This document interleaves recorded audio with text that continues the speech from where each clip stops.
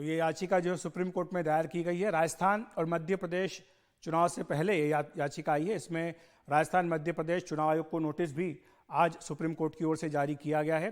Supreme court ने इन तमाम जिनसे जवाब मांगा है 4 हफ्ते के भीतर अपना जवाब देने के लिए कहा है। याचिकाकर्ता की ओर से कहा गया है कि करदाताओं का जो पैसा है वो बर्बाद किया जा रहा है। इस तरह की रेवड़ियां बांटकर राज्य के खजाने में गंभीर वित्तीय बाधाएं भी आ रही हैं। जनता का पैसा रोकने के लिए, जो दुरुपयोग है उसको रोकने के लिए सुप्रीम कोर्ट आदेश दे, याचिका में कहा गया है। और सुप्रीम कोर्ट घोषणा करे कि ये रेवड़ियां रिश्वत की तरह हैं। फ्रीबीज केस की जो अन्य याचिका हैं उनके साथ सुप्रीम कोर्ट ने इस याचिका को भी जोड़ दिया है। और बात करने के लिए हमारे साथ अश्विनी उपाध्याय हैं, जो कि वकील हैं और उन्होंने इसी मामले में अपनी याचिका दायर की। अश्विनी जी, स्वागत है आपका एनडीटीवी इंडिया पर। जो याचिका में बातें हैं उन पर तो हम जिक्र नहीं करेंगे क्योंकि मामला कोर्ट में है, लेकिन मुद्दा क्या है? क्योंकि ये पार्टियां कहती हैं, सरकारें कहती हैं कि जिनको आप रेवड़ियां कहते हैं ये दरअसल लोक कल्याण के लिए है, गरीबों की भलाई के लिए है। देखिए, संविधान में कुछ बेसिक रिक्वायरमेंट लिखी हुई जिसको हम फंडामेंटल राइट कहते हैं। हमारा यह कहना है कि सबसे पहले आप जो संविधान का फंडामेंटल राइट है उसको फुलफिल कर दो। आप शुद्ध हवा दे दो, शुद्ध पानी दे दो, अच्छी सड़क दे दो, अच्छा पुलिस स्टेशन दे दो, आप क्राइम कंट्रोल कर लो, अच्छा स्कूल दे दो जहां सबके बच्चे पढ़े।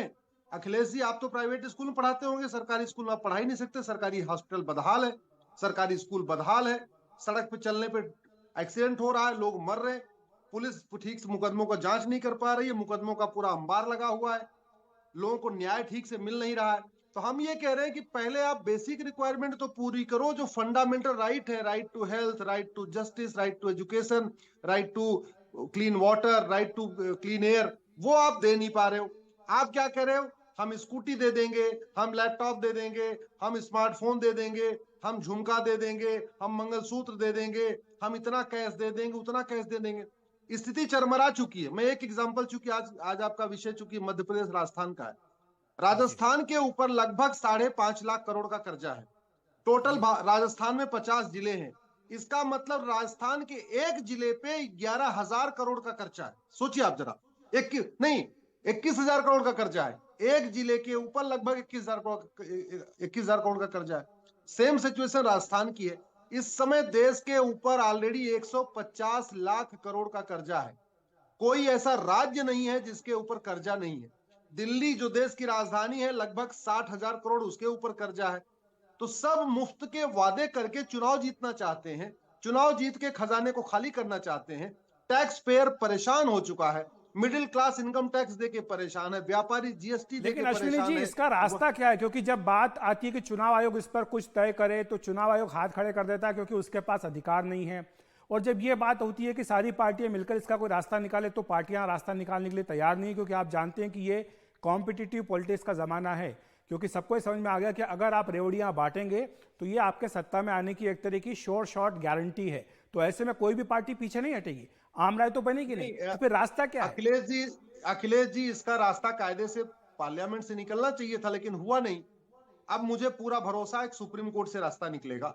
हमने सुप्रीम कोर्ट से यही कहा है कि जब तक कानून नहीं बन रहा है, मैनिफेस्टो को लीगलाइज करने के लिए कोई डॉक्यूमेंट नहीं है, मैनिफेस्टो का कोई स्टैंडर्ड फॉर्मेट नहीं है, मैनिफेस्टो जारी करने वालों पे कोई अकाउंटेबिलिटी नहीं है, ना मैनिफेस्टो जारी करने वाले ये बता रहे हैं कि हम जिस राज्य में हैं, इस राज्य में इतना कर्जा है, इतना ऑलरेडी हम ले रहे हैं, ये इस राज्य की जीडीपी है, हम जो वादा कर रहे हैं उससे इतना खर्चा आएगा, वो कुछ बताते नहीं है।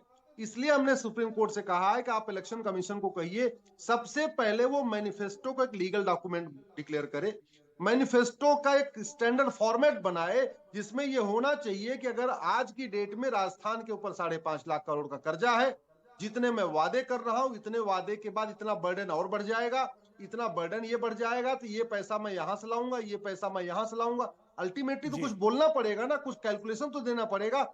एज ए वोटर आपको और हमको, जनता को, टैक्स पेयर को जानने का हक है कि ये जो नेताजी जितनी बातें कर रहे हैं ये पैसा लाएंगे कहां से, ये जानने का हक है। भाई, कोई पॉलिटिकल पार्टी 5 रुपए अपनी जेब से नहीं खर्च करती, ना कोई पॉलिटिशियन अपनी जेब से 5 रुपए खर्च करता।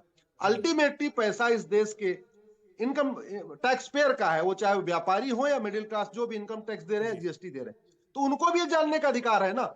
उनसे कोई पूछा ही नहीं जाता।